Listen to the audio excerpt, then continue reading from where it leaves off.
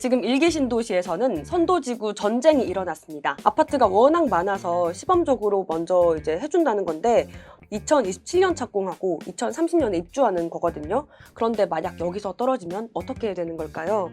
2, 3년 늦어지는 게 아니고 진짜 20년 정도 늦어질 수도 있다 이런 말이 나오는데요. 기름 뉴타운과 은평 뉴타운은 2010년 전에 입주를 했는데 한남이나 노량진은 아직 삽도 못 떴어요.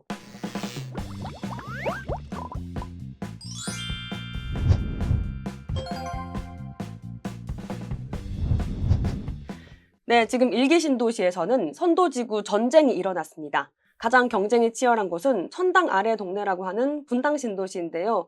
경쟁이 얼마나 치열한지 아파트끼리 정보 교류도 안 할 정도로 아주 치열하다고 합니다. 한동안은 재건축 규제 때문에 리모델링 바람이 강하게 불었는데 다시 재건축 바람이 엄청 강하게 불고 있는 모습입니다.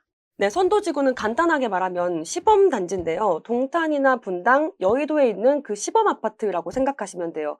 아파트가 워낙 많아서 시범적으로 먼저 해준다는 건데 조건이 상당히 좋습니다. 2027년 착공하고 2030년에 입주하는 거거든요. 사실상 되기만 하면 바로 재건축한다 이렇게 봐도 될 정도로 아주 좋은 조건이에요. 그래서 지금 주민설명회 개최는 뭐 당연하고 동의서를 이미 80%까지 받은 곳도 있다고 합니다. 네, 또 이름이 선도 아파트가 아니고 선도 지구거든요. 한 개 아파트가 아닌 여러 아파트를 묶어서 한다는 건데 여럿이 뭉치니까 목소리도 더 커지고 영향력도 더 커질 수밖에 없습니다. 정부가 이번 선도지구 사업을 통해서 도심 공급을 좀 늘리겠다고 소리친 이유죠. 그런데 만약 여기서 떨어지면 어떻게 되는 걸까요? 재건축이 상당히 정말 어마어마하게 밀릴 가능성이 많습니다. 2, 3년 늦어지는 게 아니고 진짜 20년 정도 늦어질 수도 있다 이런 말이 나오는데요. 왜냐하면 이게 뉴타운 사업을 좀 빗대보면 될 것 같아요. 2002년에 서울시가 했던 뉴타운에서는 시범 사업으로 선정된 곳과 그렇지 못한 곳들의 정비 사업 속도가 한 20년 정도 차이가 났습니다. 기름 뉴타운과 은평 뉴타운은 2010년 전에 입주를 했는데 한남이나 노량진은 아직 삽도 못 떴어요. 착공에 들어간 곳이 없거든요. 답심리나 DMC 같은 경우가 한 20년 전에 입주를 했다고 치더라도 평균적으로 이게 10년 이상 벌어지는 그런 모습입니다. 네, 그렇다면 선도지구에 뽑히기 위해선 뭘 해야 할까요? 일단 정부가 제시한 조건은 총 4가지예요. 주민 참여도와 노후도, 주민 불편, 도시기능 향상 이런 것들인데요. 아직 법제처 심사 전이지만은 달라질 가능성은 별로 없습니다. 이 중에서는 어떤 게 제일 중요할까요? 사실 지난주만 하더라도 정부가 균등한 비율로 평가하지 않겠냐, 역세권이 좋지 않겠냐 이런 다양한 의견이 나왔는데 며칠 전에 장관님이 직접 주민 동의율 이렇게 딱 밝혔습니다. 이미 분당에서는 동의율 받으려고 다들 막 사활을 걸고 있는데 이런 경쟁이 더 치열해질 가능성이 높아졌습니다.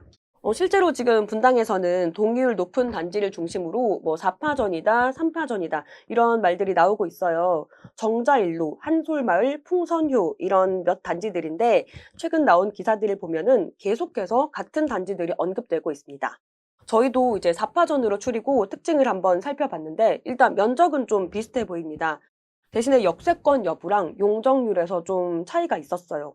풍선요, 정자일로 같은 경우는 임해역이랑 미금역 역세권으로 볼 수 있고 다른 두 곳은 역세권 입지는 아니었습니다.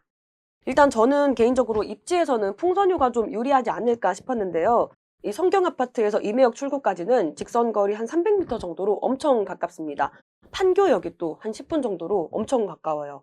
여기는 탄천을 끼고 있는 것도 특징인데 나중에 뷰가 되게 좋을 것 같습니다. 그 다음 역세권으로 정자일로도 있어요. 이 아파트들이 있는 도로 이름이 정자일로라서 이렇게 불리고 있는데 이 정자일로에는 네이버와 두산, HD현대 이런 대기업이 쫙 있어서 아마 많이들 보셨을 것 같습니다. 또 여기는 미금역 초역세권이고요. 맨 밑에 있는 아파트부터 미금역까지는 한 100m밖에 안 되는 정말 가까운 곳이에요. 특이한 점은 미금역 왼편에서 이 아파트를 제외한 다른 나머지는 모두 주상복합으로 이미 지어졌다는 거예요. 지금 용적률이 180에서 200 정도거든요. 여기서 역세권 혜택을 받는다면은 스카이라인 맞춘다고 해서 또 다 같이 고층으로 지어질 가능성도 있어 보입니다. 네, 다음은 한솔마을인데요. 한솔마을에서 오른쪽에 있는 3개 단지가 손을 잡았어요. 여기는 서로 단점을 좀 보완하는 것처럼 보입니다. 청구 1단지는 용적률이 155인데 2단지가 211%로 좀 높은 편이에요. 그리고 3단지도 좀 낮습니다. 하지만 2단지는 또 장점이 다 대형 평수예요. 전용 면적 100이 넘는 대형 평형으로 이루어져서 뭐 좀 사업성이 좀 더 좋지 않을까 이런 생각이 듭니다. 네, 마지막 후보자는 까치마을인데요. 오늘 언급한 곳들 중에서 정말 용적률 깡패입니다.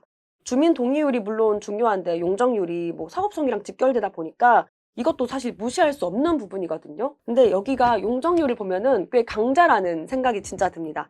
5단지는 최고 21층인데도 용적률이 131%밖에 안 됩니다. 까치대우 롯데성경은 최고 25층인데도 9층짜리가 또 중간에 있어요. 그래서 용적률이 145로 더 낮습니다.